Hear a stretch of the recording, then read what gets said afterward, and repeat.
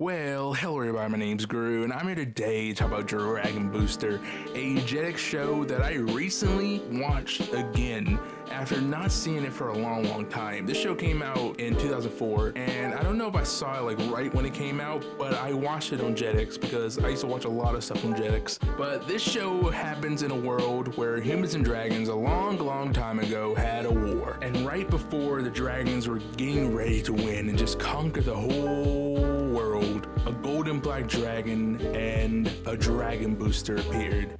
And a dragon booster and a golden black dragon are both very rare, because golden dragons, well, at least in modern day of this show, where the golden black dragon has just been bred back into existence. And a dragon booster is just an individual who makes a connection with the dragon and is chosen by the dragon to be its rider. Because yes, after the war, dragons basically just became the main form of transportation in this world. And this isn't a world where it's like these people aren't advanced. No, not only do they have these dragons, they put high-tech equipment on the dragons, mostly just to make them better at racing. They just race them everywhere, and it's kind of strange.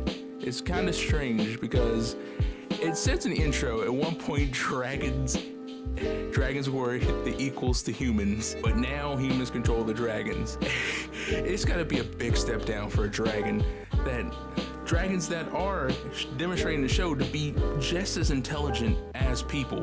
Like, the only thing they can do is talk, and some of them literally have mind control. So if a human is on top of them or near them, or they're still dragons. If they wanted a person just be like work for them, or better say their slave, they just take them. But yeah, it's shown that these dragons are very intelligent. So it's like, ugh. It's gotta suck to be the dragon, so they live in stables now. But to get to the plot of the show revolves around a villain named Word Pain wanting to start another dragon-human war, because I guess for this guy, he thinks it would be beneficial. I don't know why you would want to start another dragon-human war when his idea is that he's gonna mind control the dragons and the people, and just at the end he's gonna come out on top after this massive worldwide conflict has happened, and everything will be good. He'll just be the ruler of the world. But that's not something that that's not a good plan. That's a bad plan. That's a real bad plan. Wordpain does own a gigantic corporation that supplies a lot of equipment for the dragon races, and seems to be very wealthy and powerful, and has infinite resources to do all these experiments. I don't know why he want to rule the world. He seems to be doing very well now, but I guess he is evil. And I just keep wondering, why does this man who seemingly has infinite resources not hire an army, like a legit army? Because he could do that. He has the wealth to do that.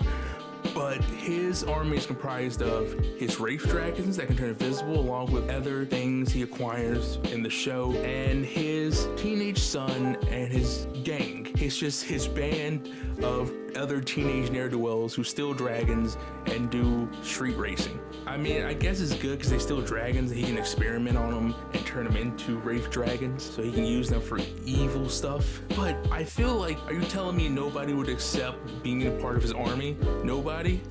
Not a single person. And I'm like, why not have an actual army of people and not just teenage criminals? I just don't know. But in this show, our band of heroes is comprised of Arthur Penn, the oldest son of the man who bred the golden dragon of legend back into existence, the dragon that's meant to keep the world safe, the black and gold dragon Bo, his little brother Lance, his two friends Kit and Parman. And I have to say this, Parman, I don't like Parman. I don't enjoy his character too much, just because he's one of those characters you see in a show who he's the tech geek, he's the nerd of the team who just he just spouts out like random techno like babble, just random things. I don't know. The whole thing of having smart characters just say random made up words it's something that it varies from show to show. Some shows I'm completely fine with it, but some shows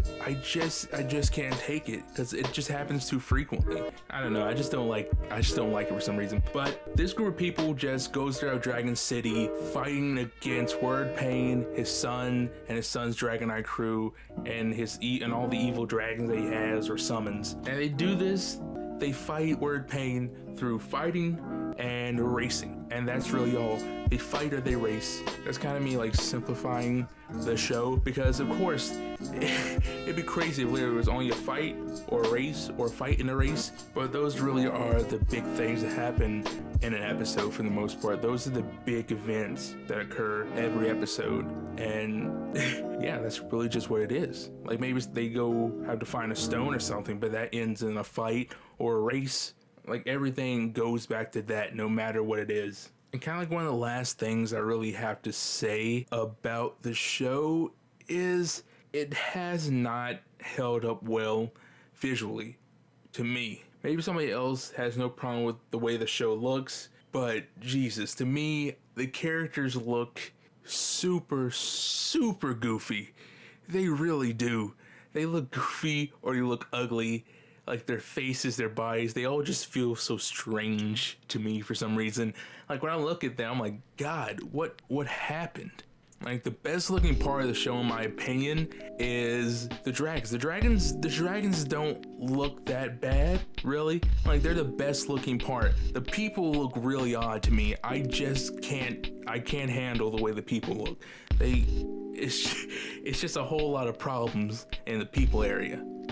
The visuals really are the biggest turnoff for me when it comes to this show. Even though I don't like characters like Parm, who just speak in techno babble, and even though that's something I don't like, and I can point out and make fun of things here or there within the show, for the most part, I can look past those things. But when I actually look at the show with my eyes and see what things look like, I really don't enjoy it. It's just not a show that's really held up in regards of visuals. And that's really all I have to say about it. It's a show that if you can get past the visuals, unlike me, and sit down and watch the show, maybe you'll like it, especially if you were a big fan of it back then when it came out. If that was like your favorite show on TV, then yeah, I could see this going back to this and having a good nostalgic time going through all the episodes and revisiting something from your childhood. But for me, it wasn't like a show I extremely enjoyed back then. So yeah, that's all I have to say. If you enjoyed this video, like and subscribe. Go check out some of my other stuff. Maybe you'll find something you enjoy, maybe you won't. But I just have to say thank you so much for making it this far in the video. Peace, I'm out.